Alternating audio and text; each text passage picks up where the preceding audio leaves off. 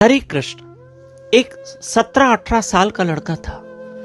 वो अपने पिता से बार बार जिद करता, मुझे मोबाइल लेके दो, मुझे नया मोबाइल चाहिए, मुझे नया मोबाइल चाहिए। पिता ने कहा, बेटा एक बात कहूं, अब मेरी इतनी हैसियत नहीं है कि मैं तुमको तुम्हारी चॉइस का मोबाइल लेके दूं, और वो 50-60 हजार की मोबाइल है जो मेरे बस की बात नहीं है। तुम थोड़े दिन रुको, मैं तुम्हें अवश्य लेके दूंगा। लेकिन बेटा जिद पे, और वो माता पिता की मजबूरी को समझ नहीं रहा था। ऐसे में बेटा थोड़ा गुस्से में आ गया।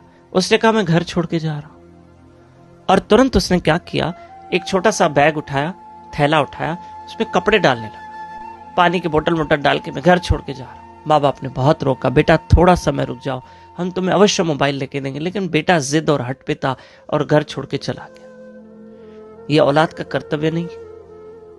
तुम अपने माँ बाप से इतनी जिद नहीं कर सकते हो। कभी तुम माँ बाप की मजबूरी समझो, कभी तुम उस माता पिता की हैसियत समझो कि उन बेचारों की हैसियत क्या है, और कभी कभी उनकी मजबूरी को समझो। अरे उन्होंने स्वयं ने भूख निकाल के हमें पाल पोस के बड़ा किया। आज हम उनसे इतनी जिद करते हैं कि अगर उनकी हैसियत 10,000 मोबाइल की और हम 60,000 की मांग रहे हैं ना, ऐसा कभी नहीं करना। कभी उनकी मजबूरी को समझना, कभी उनकी तकलीफ को समझना, उन बेचारों की हैसियत क्या है, उन हैसियत को देखना। हाँ, और बड़ों की कहावत है कि बेटा पैर उतने ही फैलाना जितनी चादर हो, जितनी चादर है उतने पैर फैलाओ। याद रखना। एक बात हम आपसे पूछते हैं, एक व्यक्ति जिसके जेब में पैसा हो, फिर भी मार्केट में जाकर वो अपनी मनपसंदीद चीज खरीद ना सके, पैसा होकर भी वो ना खरीदे, तो आप उसको क्या कहोगे? कि पैसा होकर भी वो मन पसंदीदा चीज नहीं खरीद रहा है, तो आप क्या कहोगे?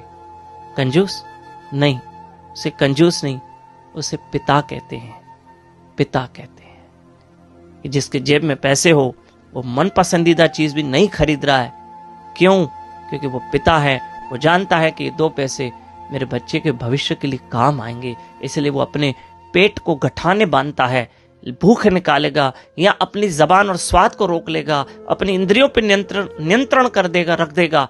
किस लिए? कि मैं अपने बच्चे की खुशी देखूं, अपने बच्चे की खुशी देखूं। ऐसे में बेटा घर छोड़ के चला गया, दूर निकल गया, एक पेड़ के नीचे बैठा, प्यासा था, थैला खोला तो उसने पानी की बोतल निकाली पानी पीने के लिए। अचानक ध्यान गया कि उन कपड़ों के बीच में, जो उसने थैले में अपने कपड़े भरे थे, उसमें एक डायरी पड़ी थी। ध्यान से सुनना, डायरी पड़ी थी।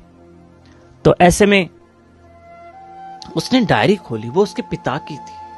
अचानक कपड़े निकालते समय उसकी डायरी कपड़ों के बीच में आ गई। उससे जब डायरी खोली तो उसमें पिता ने पता है क्या लिखा था, कि मैंने बेटे की स्कूल की पढ़ाई में 30,000 रुपये उधारी लिए थे, जो मैं 25,000 चुका चुका हूं, भी 5,000 बाकी है। मैंने बच्चे के कॉलेज के लिए 1 लाख रुपया फीस भरी, मैं 50,000 चुका चुका हूं, चुक गए, यानी मैंने 50,000 क्लियर कर दिए, मैंने चुका दिए हैं, बाकी 50,000 कर्जा बाकी है।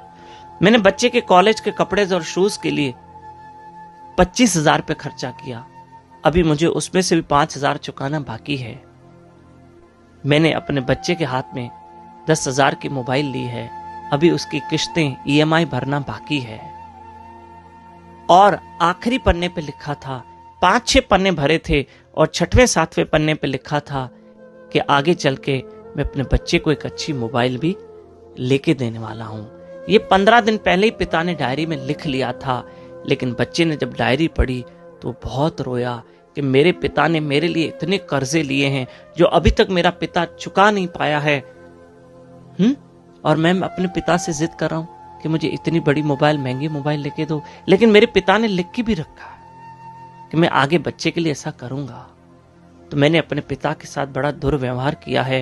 वो तुरंत गया और अपने पिता के चरणों में गिर गया और गले मिलके बहुत रोया और कहा, पिताजी मुझसे बहुत बड़ी गलती हो गई, मैं ऐसा कभी नहीं करूंगा। आज के बाद आप चिंता नहीं करना, मैं पढ़ाई भी करूंगा, और मैंने ये सारी डायरी पढ़ ली है, और आपका जितना कर्जा है वो मैं चुकाऊंगा। हम माँ बाप के हमेशा ऋणी हैं, हम कभी उनका कर्ज नहीं पूरा कर सकते, उनका कर्ज कभी नहीं उतार सकते, कभी नहीं। इसलिए हम अपने बड़ों की बहुत रेस्पेक्ट करें। हरे कृष्ण।